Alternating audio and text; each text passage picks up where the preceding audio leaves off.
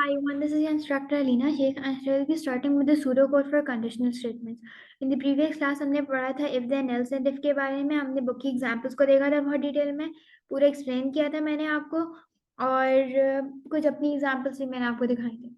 सो आज हमारा जो टारगेट है that is case of otherwise and case.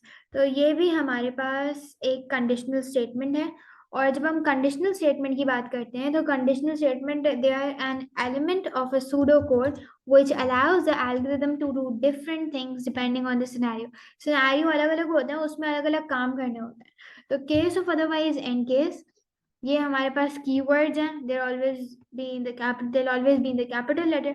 तो केस ऑफ, यहाँ पे हमारे पास ग्रेड की बात हो रही है. यहाँ पे हमारे पास वेरिएबल आता है जिसको हम करते हैं. तो सिंटेक्स क्या होता है इसका? सिंटेक्स का मतलब लिखने का तरीका क्या होता है, जैसे यहाँ पे लिखा है ना, किस तरह लिखा है. सबसे पहले केस कैपिटल में, फिर हम ऑफ, और ये ग्रेड जो है ये वेरिएबल है. Could be anything. डेज कर रहे हैं तो हम डेज लिख देंगे, या फिर अगर हम उसका देख रहे हैं फॉर एग्जांपल मंथ्स लिख रहे हैं तो हम मंथ्स लिखेंगे.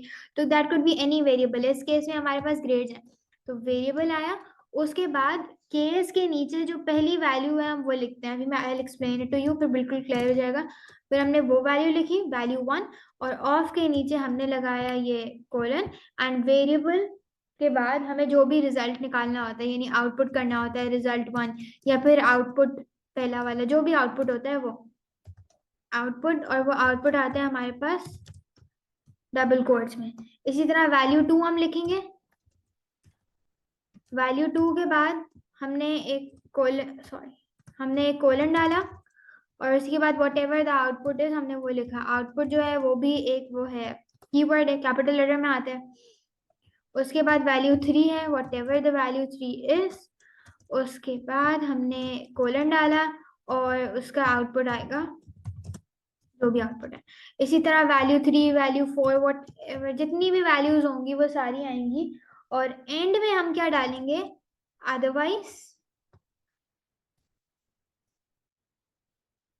अदरवाइज रिजल्ट या फिर आउटपुट हमारे पास आखिर वाला आएगा, वट एवर जो भी हमारे पास बचेगा आउटपुट ये. और फिर अब हमारे पास केस के नीचे आ जाएगा एंड केस. तो दिस इज अ सिंटेक्स. अब इसको देखते हैं मैंने लिखा क्या है. तो केस ऑफ ग्रेड, यहाँ पे देखिए केस ऑफ ग्रेड है. फॉर एग्जांपल इन्होंने लोगों से कहा है, यहाँ पे किसी इंसान से कहा है कि आप इनपुट करेंगे अपने ग्रेड्स. तो हम खुद ही लिख देते हैं. इन लोगों ने लिखा नहीं है, तो इन्होंने आउटपुट, यानी मॉनिटर की स्क्रीन पे एक बंदे के सामने क्या जाएगा? आउटपुट. सो मॉनिटर की स्क्रीन पर क्या जाएगा? आउटपुट. डबल कोट्स में लिखेंगे. कहाँ गया? We have double quotes here. Enter your grade. तो ये आउटपुट क्या गया है? Enter your grade. तो आउटपुट हमारे पास आ गया है एंटर योर ग्रेड. इसको नीचे लिख देते हैं. सो आउटपुट सबसे शुरुआत इस तरह हो रही है, आउटपुट एंटर योर ग्रेड. फिर उसके बाद इनपुट ग्रेड, जो भी वेरिएबल है वो इनपुट किया ग्रेड. उसके बाद ये शुरू हुआ है जो भी यहाँ पे हमारे पास लिखा है इनपुट ग्रेड. तो case of grade, output enter your grade, input grade, ये वेरिएबल है. अब केस की स्टेटमेंट शुरू है, case of grade. Grade is the variable जो ऊपर एंटर किया, अब जो भी ग्रेड होगा. तो अगर ग्रेड उन्होंने ए एंटर किया है, मतलब ए एंटर किया है, तो आउटपुट क्या होगा? एक्सेलेंट. ये डबल कोट्स में मतलब एग्जैक्टली आ जाएगा. अगर इनपुट किया ग्रेड, मतलब जिसके पास भी मॉनिटरिंग स्क्रीन पे जाएगा वो जाएगा एंटर ग्रेड. उसके बाद नीचे ऑप्शन आएगा कि वो कौन ग्रेड एंटर करे. उसने ग्रेड एंटर किया, अगर ग्रेड एंटर ए किया है तो आउटपुट आएगा एक्सीलेंट. अगर ग्रेड उसने इनपुट किया है बी तो फिर आउटपुट आएगा गुड. अगर सी लिखा है ग्रेड में तो फिर आउटपुट आएगा एवरेज. लेकिन अगर ए बी सी नहीं लिखा है, डी ई एफ कुछ भी लिखा है, यू लिखा है, जो कुछ भी इसके अलावा लिखा है, तो आएगा आउटपुट इम्प्रूवमेंट इज नीडेड और फिर एंड केस. तो केस ऑफ ग्रेड में हो क्या रहा है? उन्होंने केस पहली वैल्यू डाली, उसका आउटपुट आया. उसके लिए अगर पहली वैल्यू ये है तो फिर आउटपुट ये होगा. दूसरी वैल्यू अगर ये है तो आउटपुट ये होगा. अगर वैल्यू ये 3 वाली है तो इसका मतलब आउटपुट ये होगा. और जो भी आउटपुट आता है वो डबल कोट्स में लिखते हैं. लेकिन अगर जितना भी हमने लिखे हैं ये what do we call them, जितने भी हमने ये कंडीशंस लिखी हैं, अगर ये कंडीशंस नहीं है तो अदरवाइज आउटपुट दिस, अदरवाइज मतलब अगर ये कंडीशन नहीं है तो अदरवाइज आउटपुट आएगा ये। अब वट एवर जो आउटपुट अदरवाइज करना है वो, और फिर एंड केस हम उसे एंड कर देंगे। अ choice between several different values, अगर हम इफ की बात करें तो इफ में ज्यादातर ये था हम कंपेयर कर रहे थे, या फिर हम लोग उसको देख रहे थे, what do we call them, हम कंपेयर कर रहे थे या तो ट्रू और फॉल्स का आंसर था। लेकिन केस वाली स्टेटमेंट में हमारे पास बहुत सारे ऑप्शंस होते हैं, तो ये काफी आसान भी होती है, जल्दी भी बन जाती है। तो हम क्या लिखते हैं, सबसे पहले केस लिखते हैं, फिर हम ये ऑफ लिखते हैं, तो ये दोनों कीवर्ड्स हैं। उसके बाद जो भी वेरिएबल है हमारे पास वो आता है, उसके बाद हमारे पास जो वैल्यूज हैं वो आती हैं, देन उसके बाद अब यहाँ पे हो क्या रहा है बेसिकली अगर हम देखें तो मॉनिटर की स्क्रीन पे क्या जाएगा यूजर के पास, एग्जैक्टली वही वर्ड जाएंगे जो मैंने यहाँ पे लिखे हैं अपने प्रोग्राम बनाते वक्त। यहाँ पे लिखा है एंटर योर ग्रेड, तो उसके पास जाएगा एंटर योर ग्रेड नीचे। अब वो इसके अंदर लिखेगा कि मेरा ग्रेड क्या है। अगर उसने ग्रेड बी लिखा तो आउटपुट उसके पास क्या जाएगा, गुड, तो उसके पास आउटपुट चला गया गुड। लेकिन अगर उसने फॉर एग्जाम्पल ए लिखा तो उसके पास जाएगा एक्सीलेंट, आउटपुट आ जाएगा। नहीं, लेकिन अगर उसने सी लिखा तो आएगा एवरेज। लेकिन अगर उसने ए बी सी नहीं लिखा, फॉर एग्जाम्पल डी लिखा, ई लिखा, एफ लिखा, यू लिखा, कुछ और लिखा, इन तीनों के अलावा जो हमने कंडीशंस दी हैं, तो आउटपुट उसके बाद जाएगा कि इम्प्रूवमेंट इज नीडेड। एग्जैक्टली यही वाला चला जाएगा जो आउटपुट हमने लिखा है। और फिर ये एन केस, एन केस पता चलता है कि ये end of if statement and if था, इफ स्टेटमेंट के लिए एंड इफ था। इसी तरह अगर हम केस की बात करें तो इसका एंड पता चलता है हमारा एन केस से। सो यहाँ पर भी है हमारे पास इसकी एग्जाम्पल ये, case of otherwise n case, for a case statement the value of variable decides which part to be taken, यानी जो variable की value है, ये variable है, इसकी value 1 2 3 4 whatever it is, इसकी value decide करेगी कि कौन सा path हमें take करना है। several values are usually specified, several values हमारे पास specify की जाती हैं। otherwise is the path taken for all the other values, मतलब कि जो हमने values दी हैं, variables दिए हैं, उसके अलावा अगर कुछ और है तो फिर अदरवाइज आएगा। End of the statement is shown by n case. Have a look at the algorithm below that specifies what happens if the value of choice 1 2 3 4। अब उन्होंने यूजर को चॉइस दी है कि अब आप एंटर करें 1 2 3 4 में से वैल्यू, लेकिन अगर नहीं कर रहे 1 2 3 4 में से तो हम आउटपुट करेंगे please enter a valid choice. तो अब हम प्रोग्राम इसका बनाते हैं, बन कैसे रहा है इसका। तो यूजर की स्क्रीन पे आउटपुट जाएगा, आउटपुट जाएगा, दैट विल बी आउटपुट हमें चाहिए, हम वो लिखेंगे। फॉर एग्जाम्पल अगर मैं लिखती हूँ यूजर की स्क्रीन पे, मैं चाहती हूँ क्या जाए, डबल कोट्स में लिखूंगी output please enter a choice between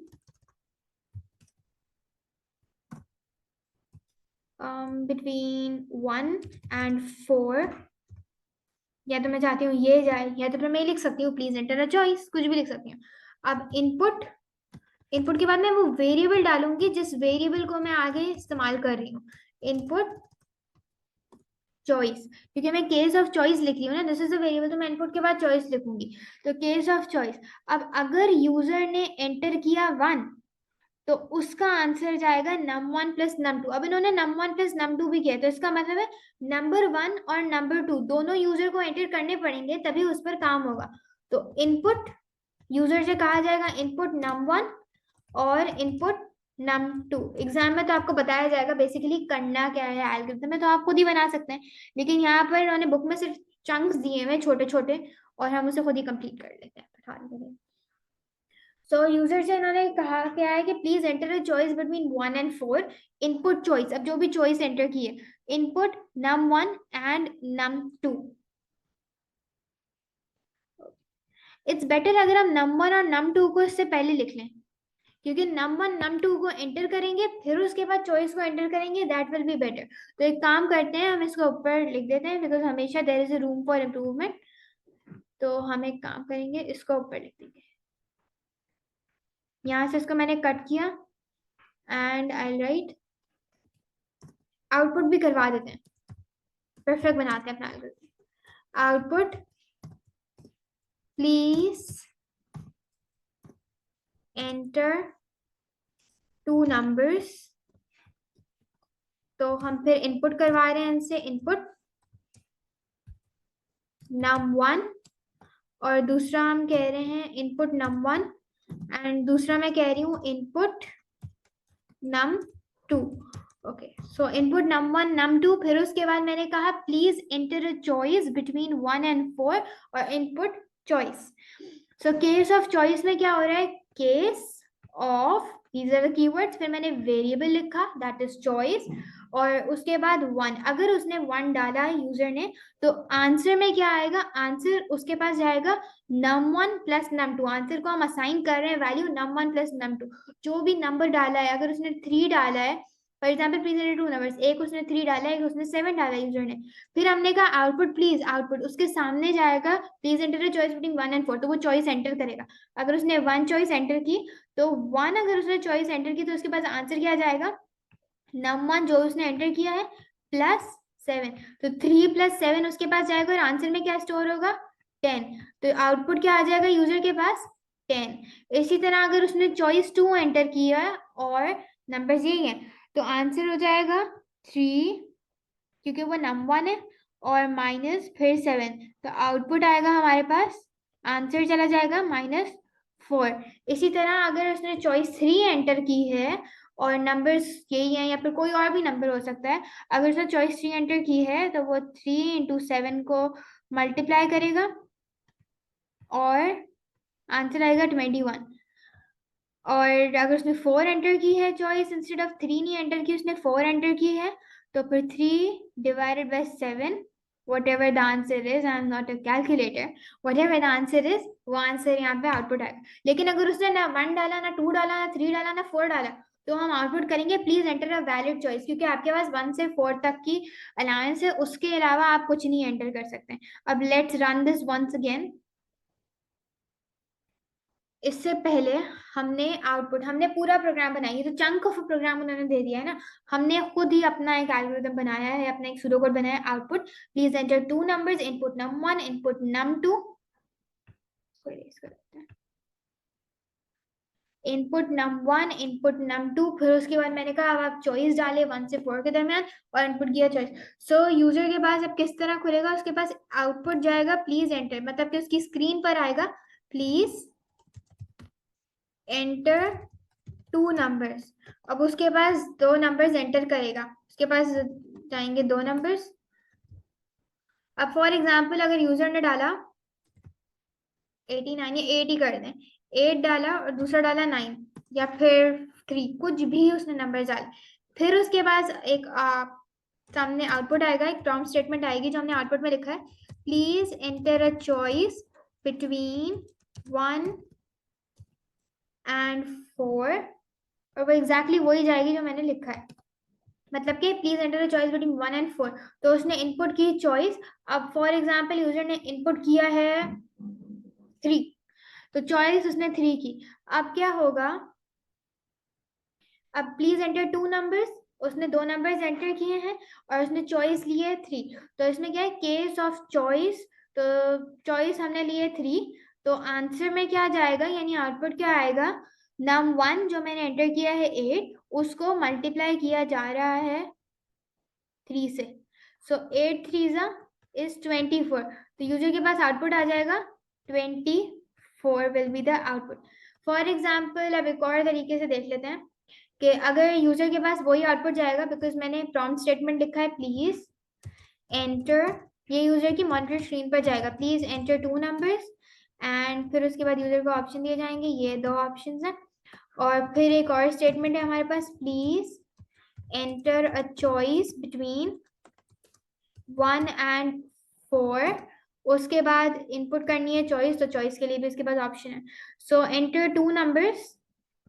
अब वो 2 नंबर्स एंटर करने हैं उसने, पहला नंबर अगर उसने एंटर किया है फॉर एग्जाम्पल 6 एंटर कर लिया, दूसरा नंबर 9 8 7 6 5 जो भी एंटर करना है कर ले, 30 एंटर करना है वो कर ले, 70 एंटर कर लिया फॉर एग्जाम्पल, लेकिन उसने चॉइस क्या डाली, उसने चॉइस डाल दी 6। अब क्या होगा, नंबर्स तो चलो इनपुट हो गए, अब केस ऑफ चॉइस में क्या है, 1 2 3 4, उसने 1 2 3 4 में से कुछ डाला ही नहीं, कुछ और ही डाल दिया जो मेरे पास चॉइस में है ही नहीं, तो आउटपुट क्या आएगा उसके पास, please enter a valid choice, तो उसके पास जाएगा please enter a valid choice, और यहाँ पे ये एंड केस हो गया, मतलब कि केस खत्म हो गया, केस स्टेटमेंट खत्म हो गया। वो फिर से जाएगा, फिर से एंटर करेगा, उसके पास फिर से आएगा प्लीज एंटर टू नंबर्स, फिर वो दो नंबर्स एंटर करेगा, फिर वो एक चॉइस लिखेगा 1 और 4 के बीच में, उसके बाद जो भी आउटपुट आएगा वो उसके पास आ जाएगा। सो ये होता है केस ऑफ चॉइस वाली स्टेटमेंट। तो आपके पास बुक में एक एक्टिविटी है, दैट इज एक्टिविटी 7.5, इसको करें। And then I have also uploaded the answers, एक अलग प्लेलिस्ट है उसमें, एंड फिर उसको उससे चेक करें कि इफ आंसर्स मैच कर रहे हैं कि नहीं कर रहे, और इफ यू आर जो आपने एल्गोरिथम सूडो कोड लिखा है वो करेक्ट है नहीं है। And if you have any question you can always ask in the comment section. अभी I have prepared a question for you, वो अभी सॉल्व करते हैं ताकि बिल्कुल क्लियर हो जाए केस स्टेटमेंट, फिर you will be able to do this very easily. So here you go with the question. Write a program in pseudocode that does the following. Use the case statement. Ask a user to input his or her grades. If the grade entered is A, output excellent. If the grade entered is B, output not bad. If the grade entered is C, output fair. If the grade entered is D, output why you sleep in my class.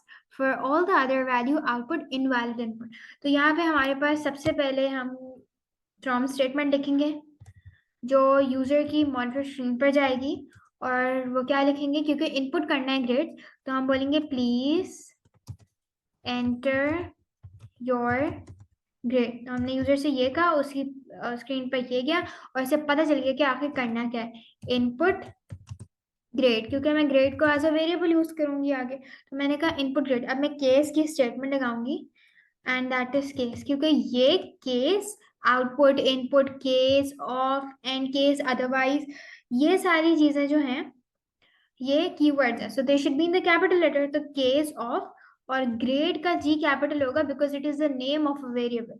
So case of grade, तो मैंने case में डाला ए, अगर case मेरे पास ए है, ऐसे लिख देते हैं, अगर केस मेरे पास ए है तो output, output is a keyword, तो मैंने उसे कैपिटल लेटर में लिखा, तो आउटपुट एक्सीलेंट, जैसे ऊपर लिखा हुआ है कि अगर ग्रेड एंटर्ड इज ए तो output excellent. If the grade entered is B, अगर ग्रेड मैंने जो एंटर किया है वो बी है, तो फिर आउटपुट क्या आएगा, so grade entered is B, तो आउटपुट आ रहा है, सो आउटपुट क्या है, नॉट बैड। सो ये रहा मेरे पास आउटपुट। इसी तरह अगर ग्रेड जो एंटर किया है वो सी है, तो मेरे पास आउटपुट आ रहा है, मुझे बताया हुआ है कि आउटपुट क्या देना है मैंने, फेयर, तो मैंने ये डबल कोट्स में डाला क्योंकि मुझे एज इट इज, अगर ये है इस तरह, ये इनपुट है तो आउटपुट ये आएगा, तो ये हमारे पास आ गया इस तरह से। और फिर मैंने कहा,